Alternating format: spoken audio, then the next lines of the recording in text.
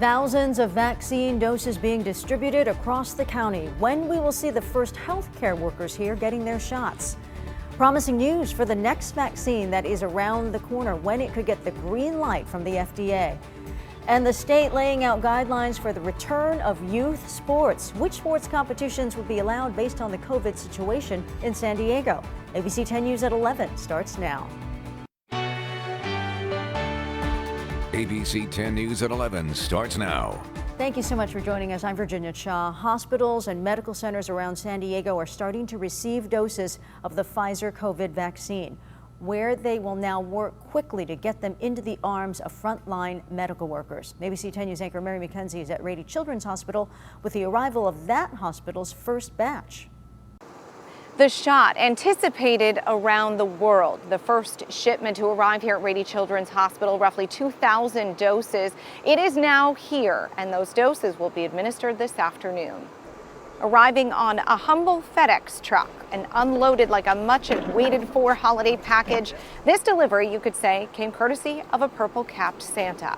Once inside, Rady Children's pharmacy manager, he donned his own apparel to place these precious doses into the freezer, where they will thaw for a couple of hours and be ready to inject today into some of the most at-risk personnel at the hospital. Very excited. As I said before, this vaccine brings a lot of hope to the community and to our staff. Doctors, nurses, and respiratory therapists will be the first to roll up their sleeves here later today.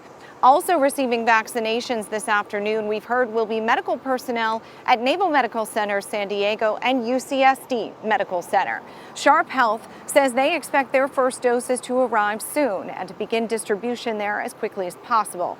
The county received its first shipment just about 24 hours ago, but at this point, we still don't know of any hospitals or long-term care facilities that have administered any of the shots.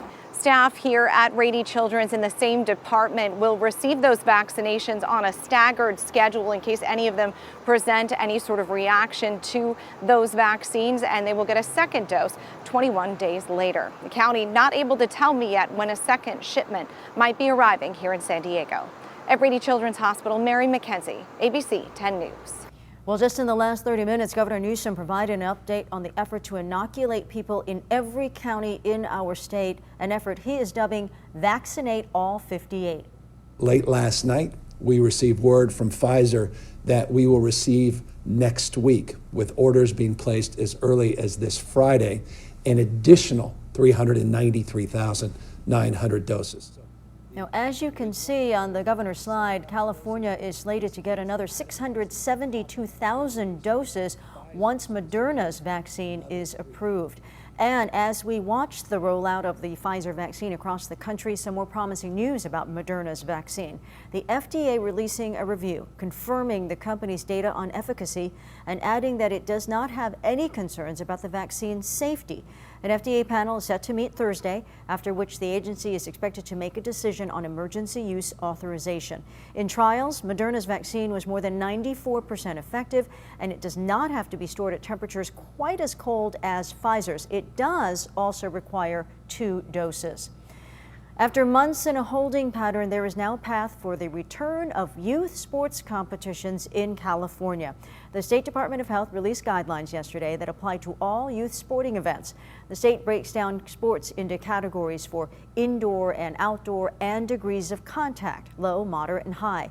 Depending on which tier a county is in, certain sporting events would be allowed. San Diego is currently in the most restrictive purple tier, so only outdoor, low-contact sporting events would be allowed, such as golf, tennis, and swimming, starting January 25th.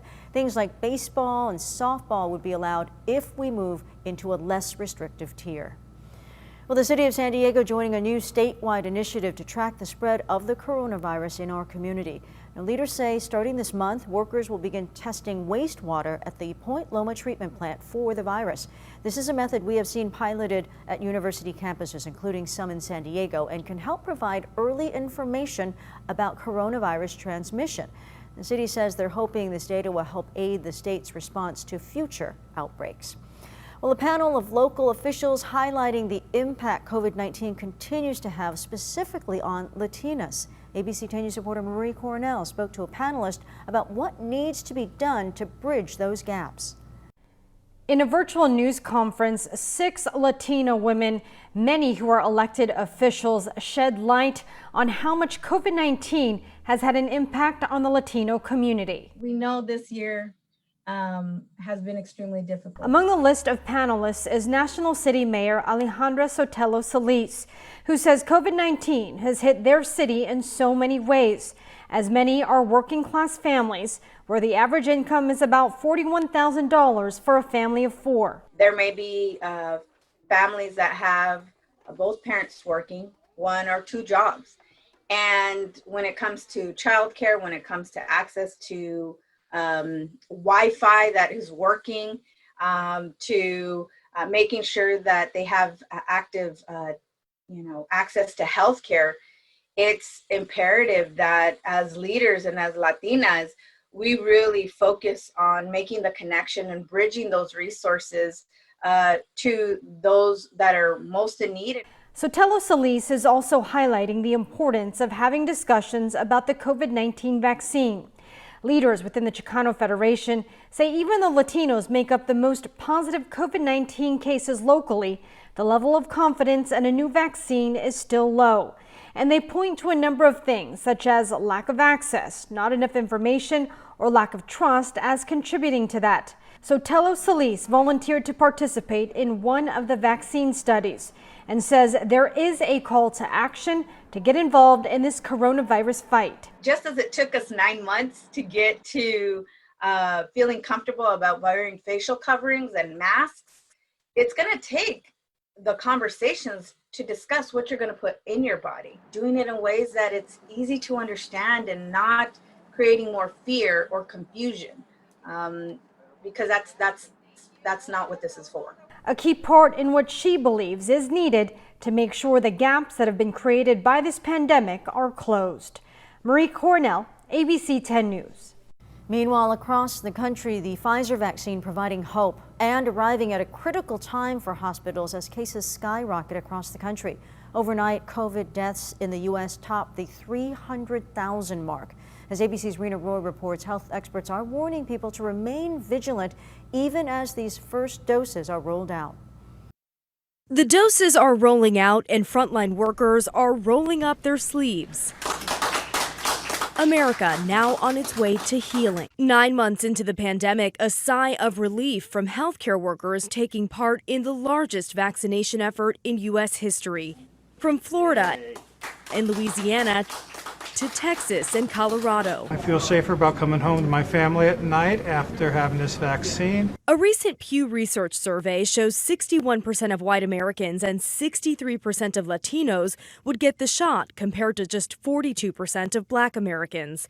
Those on the front lines leading by example in hopes of diminishing skepticism. On Monday, the U.S. topped 300,000 deaths, 17,000 in the last 7 days, 101 fatalities an hour. Hospitals overwhelmed with a record number of COVID-19 patients. We are still in a terrible situation with the numbers. Health experts warn things will only get worse when it comes to deaths over the next few months, reminding people to follow safety precautions. So we've got to get people vaccinated as quickly and as expeditiously as we possibly can. But in the meantime, we have to adhere to the public health measures. Operation Warp Speed says about 50 million people will likely be vaccinated by the end of January, with the general population getting access to vaccines by March and hopefully herd immunity by summer. But it is still unclear how long the effects of the vaccine will last. Rena Roy, ABC News, New York.